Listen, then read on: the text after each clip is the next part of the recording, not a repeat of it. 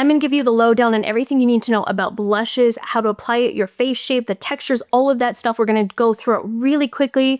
A lot of information, so let's go. Okay, so the first thing we need to do is identify your face shape. You cannot apply your blush the same way as everyone else. So even me, when I teach, I always apply it the same way because it works for my face shape. However, if you have a round face shape versus an oval, you need to apply your blush differently to flatter your exact features. So before I go into the 4 most common face shapes, I got them right here. Teacher Marlena is in session. I want you to tell me in the comments before I tell these and see if you're right at the end of the video, which face shape you think you have. First one we have is oval face. So if your face is slightly longer than it is wide, it's balanced proportions, it has very soft edges, not super harsh of a jawline, your forehead is a bit wider than the chin, and the jawline is soft and subtle, then you most likely have an oval face shape. My favorite celebrity examples that I have are Bella Hadid. She very much has an oval face shape. We also have Jessica Alba. She's a great example. And then we also have Beyonce. As you can see with each of these celebrities, their face is more of an oval. My face is kind of an oval. As I've gotten older, I'm starting to get a little bit heavier in hair, but overall I'm oval. So do you see how it's kind of taller? I've got kind of a tall forehead. My temple is a little bit wider than my jaw and my chin. So that tends to be the oval face shape. Next one we have is the round face shape. So if your face is very rounded and it's the same height as it is width, with softer features, a little bit fuller cheeks, and a rounded jawline with very soft kind of curved angles of the face, that's going to be a round face shape. So my favorite example of this is Selena Gomez. She's so stunning. I love her so much. So I have very specific makeup techniques, show you in a second, that work really great for round face shapes. The other one we have is Emma Stone. As you can see, her face is not super tall. It's the same height as it is width. And then also Chrissy Teigen. She has a round face shape. Some people may not see that because she has such prominent cheekbones. So they may think, oh, she has an oval face shape, or she has, you know, a heart face shape. She's round face shape with very prominent cheekbones. Next face shape we have is the rectangle or the long face shape. So this face shape is a little bit different from oval. It's still tall. So you have a taller face than you do width. You have a straight forehead, strong cheekbones, and jawline that are all the same width. The difference between a rectangle and an oval face shape is you're generally going to have a very strong jawline. So if my jaw was very prominent and my jaw right here was the same width as the temples, so if it came out here, my jaw was out here, I would have more of a rectangle face shape. Olivia Wilde, she has a rectangle face shape. Do you see how prominent her jawline is? So she has a taller face, but she has a very strong jawline, and her jaw is the same width as her temple. So it's kind of straight down the side of her face. We also have Angelina Jolie, and then also Sandra Bullock. So if you see the difference between these 3 actresses, they're all stunning. Everyone on this list is stunning. Doesn't matter what face shape you have, they're all beautiful. But the rectangle face shape, very prominent jawline, taller face, that's a rectangle. Now the next one we have is a heart face shape.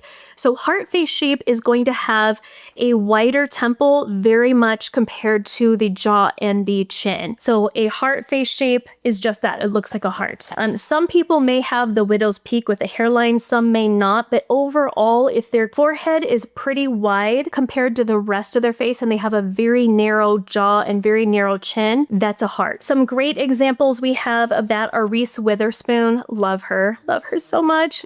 Miranda Kerr is another one. Some people may think she's round, but when you really study her face, you'll see she has a very narrow jaw and chin, and her temple is a bit wider. So she's definitely a heart. And then Kourtney Kardashian is iconic heart face shape because she has the widow's peak in her hairline as well. And she has a wider temple, but a very defined, slim jaw and chin. Definitely a heart. Now let's talk about how to apply blush for those face shapes. Teacher mode is here. I got my stick ready to go. So let's start with the round face shape. So if you have a round face shape, I know I have blush on, but I want to show you the placement. I'll put up diagrams here as well. If you have a round face shape, the trick is applying your blush at an angle. You are not going to put them on the apples of the cheeks. Please hear me. Any of my round face girls out there, do not put it on the apples of the cheeks. That's going to emphasize roundness. It's going to give you a very puffy looking face, because with round faces, because they're a little bit shorter, you want to angle it like this at a 45-degree angle. So this is the angle right here for your blush. You're not going to come down too far. It's how I always teach my blush technique, because I've got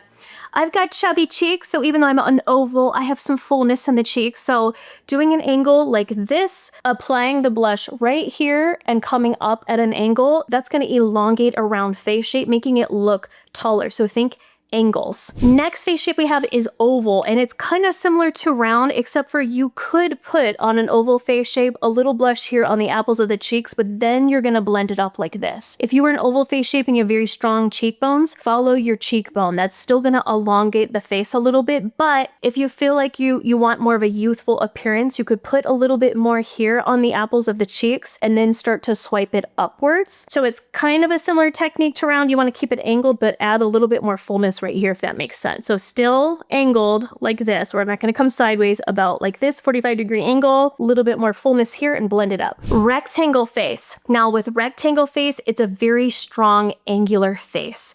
So to soften the look of that, then you're going to apply it to the apples of the cheeks right here. The goal is to bring roundness in the cheeks, because with rectangle faces, they have such a strong jawline right here, and it's so prominent and very angular. So to soften the overall face, adding blush on the center of the cheeks, kind of in a circular motion, is going to give the illusion of more roundness to counteract that sharp defined line of the jaw. Now for the heart face shape, we're gonna do what's called a draping technique. And if you are old enough to remember from the 80s, draping blush is a C shape right here. So you are going to apply blush on the tops of the apples of the cheeks, and you can even come up here a little bit. What this does for heart face shapes, hearts have a very wide forehead, so eating up, I hate to use the word eating up, I don't know what else to say, you all, eating up some of that real estate up here with some blush and that draping technique is going to kind of draw away from how wide the temple is, and it's going to give this C-shape appearance, so it kind of defines this area a bit more to balance out how wide the forehead is compared to how narrow the jawline is. So a nice draping technique looks beautiful in heart face shapes. Now let's talk about blush formulas and layering. So there's tons of different blush formulas. There's powders, there's creams, liquids, gels, you name it. I feel like they've had every sort of texture of blush come out this year. So I want to talk about the formulas, who's the best for what. I'll run through these quickly because I think a lot of you know this already, but cream blushes are best for dry skin. They add hydration, they add glow. Liquid blushes can be for everyone, but I feel like you have to be very confident with blending because they usually are very, very pigmented. So they work for all skin types. I prefer them a little bit more for combination to dry. And then powders I love for oily skin, because the more powder you can add if you're super oily, it soaks up that oil. So doing a powder for oily skin works beautifully. Now, in order to get the best result from your blush, tools matter. I talk about this all the time on my channel, y'all. You can have the most amazing makeup products, but if you don't have good quality tools or brushes to apply it with, you just aren't going to get the result. So our sponsor for today is Anissa Beauty. You all know I love their brushes. I talk about them all the time. In every single video, I am using their brushes. So you all know I like them. It's been years. Right now, until September 14th, they're having a sale 35% off of all of their brush sets. And I want to show you a couple of my favorites right now. You just have to use the code is 6 years. I'll put it on the screen here. But this is the everyday starter set. It's amazing because it comes with this case. Mine's dirty. Sorry, you guys, I got to wash it. But it washes really easily. Like, I take these to travel with. I'll take them just to throw my brushes in whenever I want to wash them. So that set comes with the case, and it also has the angled concealer brush. Sorry, guys, mine are dirty because I used them today. I use this every single day. Whenever I apply concealer on, it gets right under the eyes because it's angled perfectly. It's really soft. That's why I love this brand and these brushes so much. They're very soft, very high quality, very well made, and it's an independent women-owned brand. We support women in this house. We also have the Pinnacle Foundation brush. I swear I probably have 10 of these now in my collection. I use them every day. That's what I applied my foundation with because it buffs into the skin and the triangle shape gets under the eyes, around the nose. It's phenomenal. Please trust me. It is the softest face brush ever used. And then they also have this multi-purpose powder brush. And if you are a type of person that you like just a quick run of powder, you want something very light, very soft, this is a great brush. It's angled. You can apply blush with it, bronzer, all sorts of things.